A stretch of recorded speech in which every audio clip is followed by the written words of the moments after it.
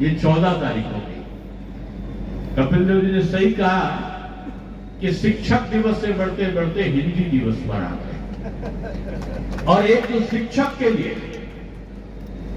हिंदी भाषा निज भाषा उन्नत है, सब उन्नत को मूल। ये जो निज भाषा है ये सभी उन्नति का मूल है। और सभी उन्नति का मूल इसलिए है, ये भारत की सनातन संस्कृति का प्रतीक है। अभी मैं योगी सावरकर नाथ जी को देख रहा था कान से लेकर। इन्होंने सनातन संस्कृति का एक बहुत बड़ा कार्यक्रम एक खतौली में कराया था, उसमें मैं आया था। ये जो भाषा हिंदी है ना, ये अन्य सारी भारतीय भाषाओं की बड़ी बहन है। नई शिक्षा नीति में माननीय प्रधानमंत्री जी ने कहा है कि सभी भारतीय भाषाओं का सम्मान, ये हमारी पहचान है।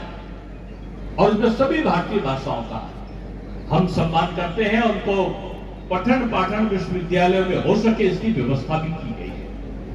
इसलिए आज हिंदी दिवस के अवसर पर हम अपनी राज्य भाषा का स्मरण करते हुए हम अन्य अपनी भारतीय भाषाओं को प्रणाम करते हैं। और शिक्षक होने के नाते मैं भी शिक्षक हूं, विश्वविद्यालय में वाणिज्य का प्रोफेसर हूं, आचार्य हूं। मैं एक चीज कह सकता हूं कि शिक्षक किसी भी समाज की दशा और दिशा दोनों को बदल सकता है। और शिक्षक एक ऐसा शस्त्र है कि अगर वो खड़ा हो गया तो जो समाज की नकारात्मक शक्तियां हैं वो अपने आप में समाप्त हो जाती है। इसलिए शिक्षकों का हम सम्मान नहीं करेंगे, बल्कि हम इस राष्ट्र का सम्मान करेंगे। और इस राष्ट्र का सम्मान का, राष्ट्र की प्रगति का रास्ता देश में, मैं बच्चों आपसे कहूंगा, अपने माता पिता के सम्मान के साथ साथ अपने गुरुमुख के सम्मान के साथ जाता है। इसलिए एक बार का मैं प्रसंग बताता हूं कि चंद्रगुप्त मौर्य को तैयार करने वाले उनके गुरु थे, उनके शिक्षक थे चाणक्य। और चाणक्य ने धनानंद का अपमान का बदला लेने के लिए एक साधारण व्यक्ति को राजा बना के सम्राट चक्र चंद्रगुप्त विक्रमादित्य बन गए, चंद्रगुप्त बन गए। और जब चंद्रगुप्त बन गए तो चाणक्य ने, यानी शिक्षक ने, सिकंदर ऐसे महान योद्धा को चंद्रगुप्त से परास्त कराने का काम किया।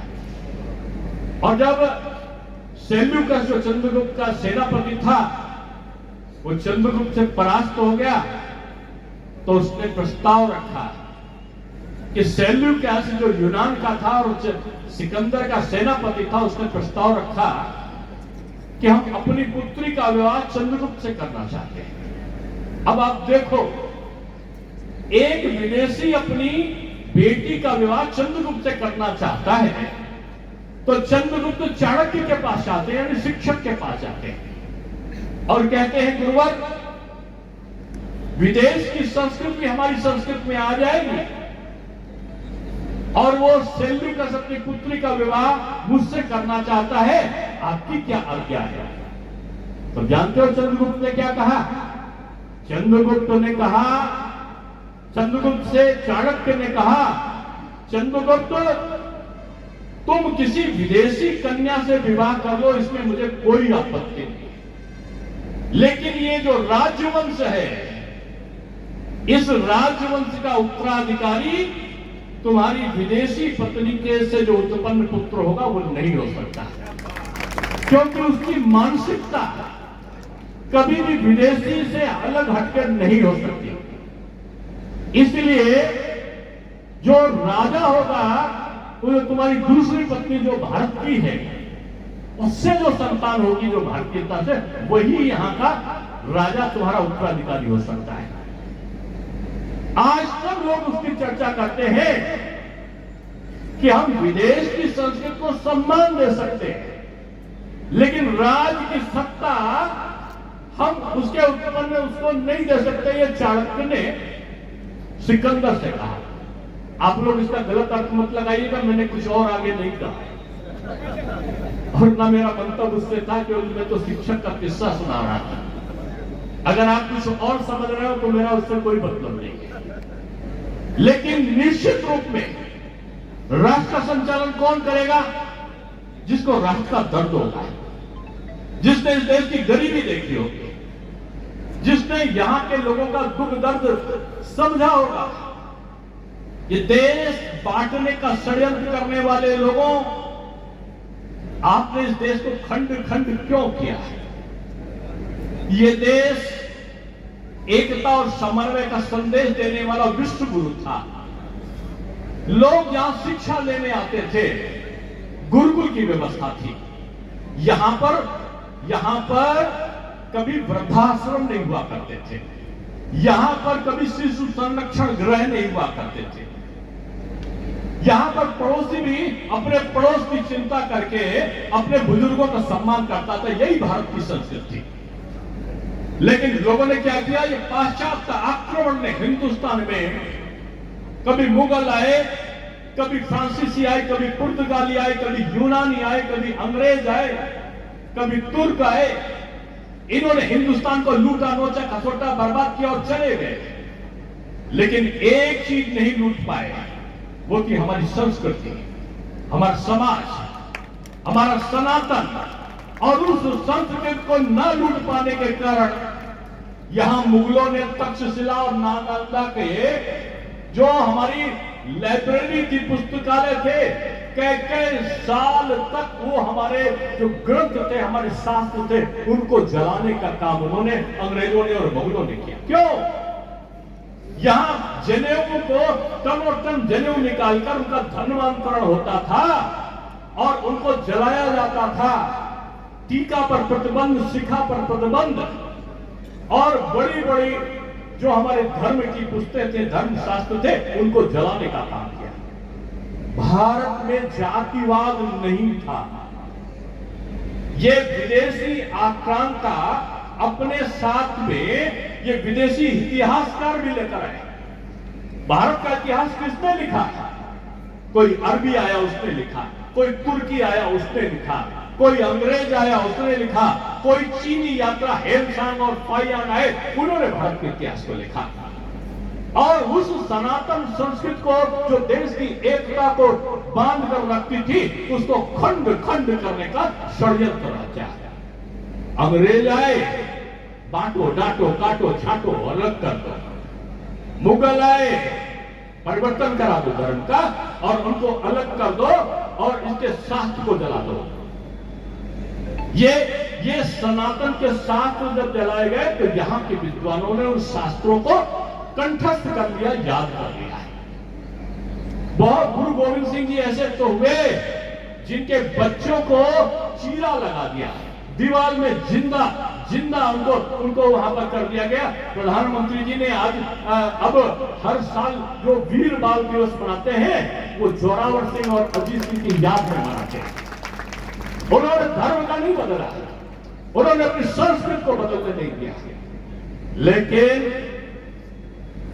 आज से कई सौ साल पहले भारत में, आज से हजारों साल पहले जब ये सनातन हुआ था, हमारे शिक्षक थे जो बच्चों को व्यवस्थाएं देते थे कि घर में पढ़ो, माता पिता का कहना कैसे मानना है, ब्रह्मचर्य का पालन हमको कब तक करना है, वानप्रस्थ हमको कब होना है, हमें अपने गुरुओं का सम्मान कैसे करना है, ये सारी चीजों की शिक्षा दिया है। लेकिन वो अंग्रेज जब आए तो मैकाले ने कहा कि ये भारत पर अगर लंबे समय तक राज्य करना है तो इनकी शिक्षा की पद्धति को बदलना होगा। मुगलों ने भी यही काम किया। पहले 4 वर्ण होते थे। एक वर्ण था वो ब्राह्मण, जिसको आप बोलते हो, वो वर्ण था। ब्राह्मण जाति नहीं थी। कौन होता था उसमें? जो पढ़े पढ़ाए, जो भिक्षा से अपने जीवन का यापन करे, जो शिक्षा दे, जो समाज में विसंगतियों को, कुरीतियों को समाप्त करे, उसको वर्ण व्यवस्था में ब्राह्मण कहा गया है। जो अपने राष्ट्र की रक्षा के लिए तत्पर हो जाए, हाथ में तलवार लेकर, उसे क्षत्रिय वर्ण में कहा गया है। और जो व्यवस्था, अर्थ की व्यवस्था का संचालन करे और देश की आर्थिक स्थिति को मजबूत करे, उसे नाम दिया गया वैश्य, जो व्यवसाय करेगा। और जो समाज के प्रति सामाजिक व्यवस्थाओं को चुस्त दुरुस्त करेगा, समाज के प्रति समर्पण करेगा, जो सबके सम्मान के योग्य होगा, जो अपने लिए नहीं समाज के लिए संकलित करके सारे कामों को करेगा, वो सबसे श्रेष्ठ होगा और उसे शूद्र कहा गया है। यानी अगर शूद्र पठन पाठन का काम करने लगे तो वो ब्राह्मण हो जाता था, और ब्राह्मण अगर व्यवसाय करने लगे तो वो वैश्य बन सकता था, और क्षत्रिय अगर पठन पाठन करे या तो वो ब्राह्मण, और अगर समाज की सेवा के लिए समर्पित करते तो वो शूद्र वर्ण में प्रवेश कर सकता था। एक वर्ण से दूसरे वर्ण में परिवर्तन का अधिकार था, ये जाति नहीं थी। इन लोगों ने अगड़ा, पिछड़ा, अनुसूचित, दलित, कितने जातियों में बांट दिया इन मुगलों ने, और अंग्रेजों ने तो जाति के अंदर जाति बना दी।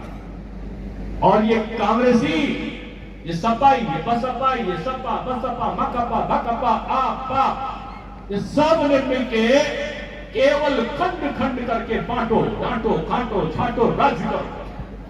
कभी संविधान खतरे में है तो कभी आरक्षण छीना जा रहा है,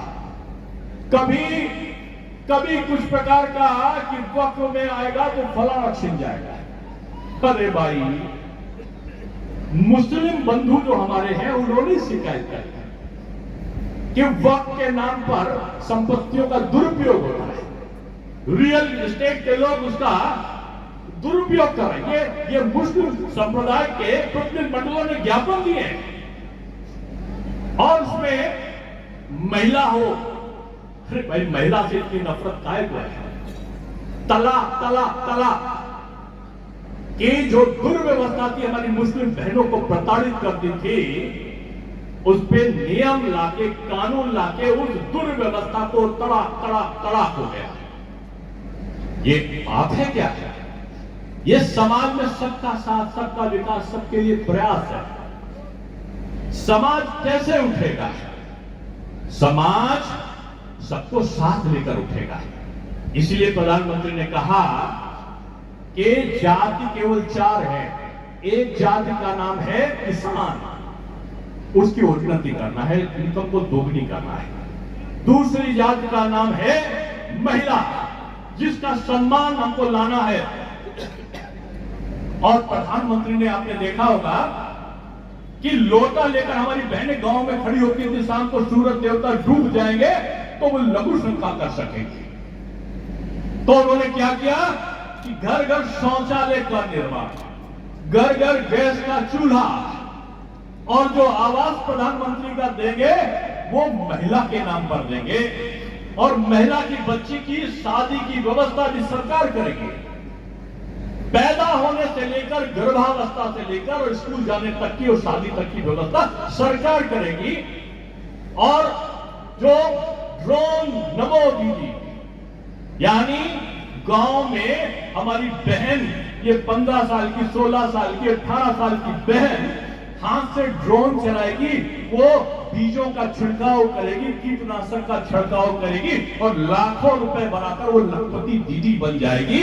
ये महिला का सम्मान, यानी पहली जात किसान, जिसकी आमदनी दुगनी करना, दूसरी जात महिला, जिसका सशक्तिकरण करना, और तीसरी जात युवा, जिसको हमको रोजगार देना है, जिसके लिए मुद्रा लोन है, स्टार्टअप है, स्किल इंडिया है, स्टैंड अप इंडिया है, डिजिटल इंडिया है। ये सारी चीजें गांव में डाकिया आता था। राजेश खन्ना की पिक्चर में गाना आता था, डाकिया डाक लाया, डाकिया डाक लाया, पूरा गांव इकट्ठा हो जाता था। अब क्या है? वो कच्ची पगडंडियां खो गई है। प्रधानमंत्री ग्रामीण सड़क योजना छोटे छोटे गांव में भी सड़क मुख्य सड़क से मिल रही है। पूरा हाईवे और पहले चौधरी चरण सिंह साहब जो किसानों के मसीहा थे, कहा करते थे कि अगर मेरठ से दिल्ली तक का अगर हम 5 घंटे में पहुंच जाएंगे तो हमारा किसान संपन्न माना जाएगा। मोदी जी, आपने तो रीजनल ट्रेन चला दी, मेरठ तक पता चला वो 1 घंटे से भी कम समय पे आ जाएगी। आपने हाईवे बना दिए। हाईवे में भी मैं पूछ रहा था सुनील भराला जी से, सुनील भराला जी का रास्ते में घर था मलखान सिंह रोड पर, तो मैं कह रहा था देर हो जाएगी। बोले कि कहां डॉक्टर साहब पुराने जमाने की बात कर रहे हो, आप तो मेरठ 1 घंटे में आ जाओगे और यहां से भी आप 1 घंटे के अंदर आप मुजफ्फरनगर पहुंच जाओगे। ये सड़कों का जाल क्या आज से 10 साल पहले था? नहीं था। क्या था? भ्रष्टाचार था। क्या था? जातिवाद था। क्या था? क्षेत्रवाद और संप्रदायवाद था। अपने घर से महिलाएं यहां शाम को 6 बजे के बाद नहीं निकलेंगी। खुला दुकान हमारी, बंद दुकान तुम्हारी का नारा होता था। बदल गया सब समय। क्यों? यहां के शिक्षित वर्ग जब खड़ा हो गया और शिक्षित वर्ग ने खड़े होकर इन सारी व्यवस्थाओं को ठीक किया। मैं आज कहना चाहता हूं, बच्चों खासतौर से आपके लिए कहना चाहता हूं, उन्नति का रास्ता कौन है? आपके घर में जो आपके माता पिता है ना, वही आपके भगवान है। और माता पिता जो आपको कहते हैं ना, वही जीवन में तरक्की लेकर जाता है। आगे बढ़ना है तो ख्वाब देखो, सपना देखो। अब्दुल कलाम साहब कहते थे कि ऐसा सपना देखो जब तक उसको पूरा न कर ले तब तक चैन की नींद ना आए। इसलिए आप सबसे मैं कहूंगा, शिक्षकों से भी और बच्चों से भी, कि बड़ा सपना देखो। इस राष्ट्र को बनाने का सपना देखो। ये जातिवाद, ये संप्रदायवाद इस देश को नष्ट करने वाला है। इससे बच करो। देश की प्रगति तुम्हारे हाथों में है और तुम्हारे हाथ को मजबूत करने का माध्यम केवल शिक्षा है। ये गुरु के रूप में भगवान इस धरती पर उतरा हुआ है और इस भगवान का जो सम्मान है वही आपके जीवन को आगे बढ़ाने वाला है। इसलिए मैं हमेशा कहता हूं कि भारतवर्ष में जो हमारी संस्कृति है, लोग कहते हैं कि भारत की संस्कृति और पाश्चात्य की संस्कृति अलग अलग है। मैं एक बार आया था मेरठ, एक साहब ने कहा कि बच्चे का जन्मदिन है, आ जाओ डॉक्टर साहब। हमने कहा होगा क्या? बोले केक तभी कटेगा जब आप आओगे। हम कहा तो फिर मैं कभी नहीं आऊंगा। अगर केक कटा तो मैं नहीं आऊंगा। और अगर ये बोले केक में क्या है, हमने कहा और क्या करोगे? बोले 7 साल का बच्चा है, 7 तो मोमबत्ती जलाएंगे, फूकेंगे, बंद करेंगे। मैंने कहा रे मेरे भाई, हमारे माता पिता जब बच्चे का जन्मदिन होता था तो हमारे उत्तर भारत में गुलगुला बनता था। गुलगुला सौंफ और कौन कौन चीजें डाल के गुलगुला बनता था। लड्डू, मोतीचूर के लड्डू होते थे। सत्यनारायण भगवान की कथा होती थी। दीपक जलाते थे। दीपक क्यों जलाते हैं? कि जीवन में प्रकाश हो जाएगा, इसीलिए दीपक जलाते थे। और देसी घी के लड्डू बन के भगवान पर चढ़ाते थे, तब जन्मदिन बनता था। अब जन्मदिन क्या है? जन्मदिन 7 साल का बच्चा लंबा सा चाकू, एक दुकान से गए, अंडे वाला केक ले आए, लाके काट काट के छांट के बांट के लोगों में बांट देते हैं। इनकी संस्कृति क्या हुई? हमारी संस्कृति क्या हुई? हमारी संस्कृति में मोतीचूर का लड्डू आया, अलग अलग बूंदी रही, अलग अलग बूंदी को मिलाकर लड्डू बनाया और फिर भगवान ने चढ़ाया। प्रकाश जलाया और जीवन में प्रकाश किया, दीपक जलाया। उनकी संस्कृति काटो, डांटो, छांटो, बांटो, यानी केक को काट के अलग अलग करके दो। यानी उनकी पाश्चात्य संस्कृति है अलग अलग करने की, काटने की, छांटने की, बांटने की। हमारी संस्कृति क्या है? अलग अलग बूंदी के, मोतीचूर के लड्डू के बूंदी थी, उनको हमने एक में मिलाया।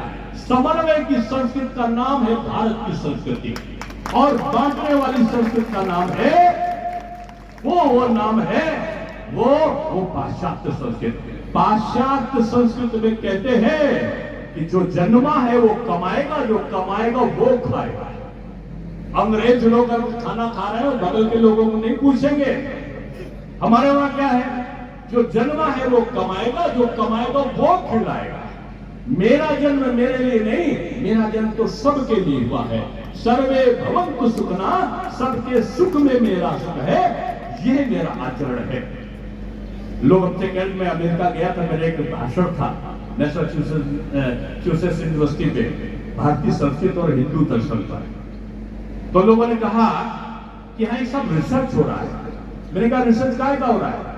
बोले रिसर्च हो रहा है कि अमेरिका का छोटा बच्चा नशा करने लगा है, अमेरिका का छोटा बच्चा स्टेन गन से गोली चलाने लगा है, 14-15 साल की बच्चियां मां बनने लगी है, नशे की आदत जाने लगी है। कैसे ठीक होगा? इस पर रिसर्च हो रहा है। कई साल बाद वो शोध करने वाले व्यक्ति मुझे, उनकी टीम मुझे दिल्ली में एक सेमिनार में मिली। मैंने कहा क्या निकला? बोले साहब सुनोगे तो आपको हंसी आएगी। मैंने कहा क्या निकला? बच्चे कैसे अच्छे हो सकते हैं? आपके अमेरिका के शोध ने क्या कहा? उन्होंने कहा कि जो बच्चा पैदा हो तो उसको दादा दादी नाना नानी के साथ में रखो। हमने कहा तो हमारे गांवों में होता ही था। बोले कि उनको दूसरा कहा कि बच्चों को बचपन में कहानियां सुनाओ जिससे उनका दिमाग तेज हो। हमने कहा ये तो हमारे वहां दादा दादी सुनाते ही थे। बोले अमेरिका में नहीं ऐसा है, बच्चा पैदा होता है तो शिशु संरक्षण गृह में डाल देते हैं, थोड़ा बड़ा होता है तो पढ़ने के लिए बच्चे को बोर्डिंग में डाल देते हैं, और बच्चा बड़ा हुआ तो नौकरी में चला जाता है और नौकरी करने वाली पत्नी से उसकी शादी हो जाती है। जब घर में आता है तो माता पिता बुजुर्ग दिखाई पड़ते हैं। वो बोलता है इन्होंने तो मुझे घर में रखा नहीं, चलो तैयार करो, बोला बोरिया बिस्तर बांधो और जाके वृद्धाश्रम में छोड़ आता है। इनकी संस्कृत दिखावा है। हमारी संस्कृत एक ऐसा पहनावा है जो पूरे शरीर को पवित्र करता है। इसलिए मैं आप सबसे कहना चाहता हूं कि आज शिक्षक दिवस के बाद का ये जो शिक्षक का सम्मान है, आज हिंदी दिवस में, इस हिंदी दिवस की परिकल्पना देश की सामाजिकता के ताने बाने को मजबूत करने के लिए। मत अपनाओ, मैं अंग्रेजी का विरोधी नहीं हूं। मेरे साथ लगभग 25 शोध मेरे पीएचडी मेरे अंडर में हुआ है, कुछ अंग्रेजी में भी हुआ है।